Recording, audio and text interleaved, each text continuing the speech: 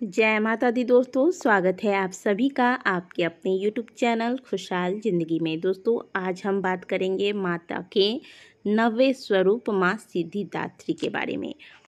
माँ सिद्धिदात्री की पूजा विधि क्या है, माँ का प्रिय रंग, प्रिय भोग, पूजन मंत्र, शुभ मुहूर्त, आरती और क्षमा याचना, इस पर हम चर्चा करेंगे। सबसे पहले बात करते हैं नवमी तिथि के बारे में। नवमी तिथि की प्रारंभ 22 अक्टूबर रविवार रात 8 बजे से हो जाएगी और इसका समापन 23 अक्टूबर सोमवार शाम 5:45 पर होगा। उदया तिथि को ध्यान में रखते हुए 23 अक्टूबर दिन सोमवार को हम सभी महानवमी का त्यौहार मनाएंगे। इस दिन माता सिद्धिदात्री की पूजा अर्चना की जाएगी। माँ सिद्धिदात्री का स्वरूप अत्यंत ही सौम्य है। माता की पूजा से, माता की आराधना करने से भक्तों को सभी प्रकार के शोक, भय और रोग का नाश होता है। माँ सिद्धिदात्री जीवन में होने वाली अनहोनी से भक्तों की रक्षा करती हैं। वह मोक्षदायिनी है। ऐसी मान्यता है कि नवरात्रि में कन्या पूजन करने से माँ दुर्गा बहुत प्रसन्न होती है, साथ ही अपने भक्तों को सुख समृद्धि का आशीर्वाद देती है। इसीलिए जिस दिन माता सिद्धिदात्री की पूजा होती है, इस दिन कन्या पूजन करने का भी विधान है। कुछ लोग अष्टमी को कन्या पूजन करते हैं तो कुछ लोग नवमी तिथि पर कन्या पूजन करते हैं। माता के विधि विधान से पूजा और मंत्रों के उच्चारण करने से अष्ट सिद्धि और बुद्धि की प्राप्ति की जा सकती है। माँ सिद्धिदात्री का स्वरूप कैसा है, चलिए ये जानते हैं। माँ सिद्धिदात्री 4 भुजाओं वाली है। इनका वाहन सिंह है। ये कमल पुष्प पर भी आसीन होती है। इनके दाहिनी तरफ के नीचे वाले हाथ में कमल पुष्प है। प्रत्येक मनुष्य का यह कर्तव्य है कि वह माँ सिद्धिदात्री की कृपा प्राप्त करने का निरंतर प्रयत्न करे तथा उनकी आराधना की ओर अग्रसर हो। इनकी कृपा से अनंत दुख रूप संसार से निर्लिप्त रहकर सारे सुखों का भोग करता हुआ वह मोक्ष को प्राप्त कर सकता है। माता सिद्धिदात्री ने प्रकट होकर ब्रह्मा, विष्णु और महेश को जन्म दिया था।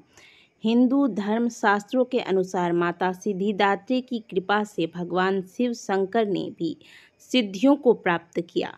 उनकी कृपा से शिवजी का आधा शरीर देवी का हुआ था, जिससे भगवान शिव शंकर को अर्धनारेश्वर के नाम से भी पुकारा जाता है। क्योंकि माता ने भगवान भोलेनाथ को अष्ट सिद्धियां प्रदान की थी, इसलिए माता का नाम सिद्धिदात्री है। माता की पूजा से भक्तों को अष्ट सिद्धि और नवनिधि की प्राप्ति होती है। नवरात्रि के अंतिम दिन यानी कि महानवमी वाले दिन ब्रह्म मुहूर्त में उठकर स्नान के बाद माता की पूजा करके हवन करने का विधान है। पूजन के लिए सबसे पहले लकड़ी की चौकी पर लाल कपड़ा बिछाकर माँ की मूर्ति स्थापित करें। फिर पूजन सामग्री अर्पित करें, हवन प्रारंभ करें। हवन करते समय सभी देवी देवताओं के नाम से आहुति एक एक बार जरूर दें। हवन के समय दुर्गा सप्तशती के सभी श्लोकों के अलावा भी देवी के बीज मंत्र ओम ह्रीं क्लीं चामुंडाय विच्चे नमो नमः का 108 बार जप करते हुए आहुति दें। हवन पूरी करने के बाद आरती उतारें। इसके बाद कन्या पूजन शुरू करें। माँ सिद्धिदात्री को भोग में आज के दिन तिल से बनी हुई मिठाइयाँ तथा हलवा, पूरी और चना का भोग अवश्य लगाएं। इसके अलावा खीर, नारियल और मौसमी फल इत्यादि भी अर्पित किए जा सकते हैं। साथ में माँ को श्रृंगार की वस्तुएं भी आज के दिन अर्पित की जाती हैं। जो लोग अष्टमी को अर्पित कर चुके हैं वो अगर आज ना भी करें तो भी कोई बात नहीं, लेकिन जो लोग अष्टमी को श्रृंगार की वस्तुएं अर्पित नहीं किए होंगे वह नवमी तिथि पर जरूर माता को श्रृंगार की वस्तुएं अर्पित करें। श्रृंगार की वस्तुएं में खास करके सिंदूर, महावर, चूड़ी, बिंदी और काजल अवश्य शामिल कीजिएगा। इससे माता प्रसन्न होती है और सदा सुहागन होने का आशीर्वाद हमें प्राप्त होता है। चढ़ाई हुई जो भी सुहाग की वस्तुएं हैं उनमें से एक कोई चीज़ आप अपने पास रखें, बाकी चीज़ें आप किसी सुहागिन स्त्री को या फिर किसी ब्राह्मणी को दान कर दें। सुहागिन ब्राह्मणी को ही दान करना है, ध्यान रखिएगा। माता के पूजन में आप इस मंत्र का प्रयोग करें, ओम सिद्धिदात्री देव्यै नमः। इसके अलावा माता की स्तुति मंत्र इस प्रकार से है। या देवी सर्वभूतेषु मां सिद्धिदात्री रूपेण संस्थिता नमस्तस्यै नमस्तस्यै नमस्तस्यै नमो नमः।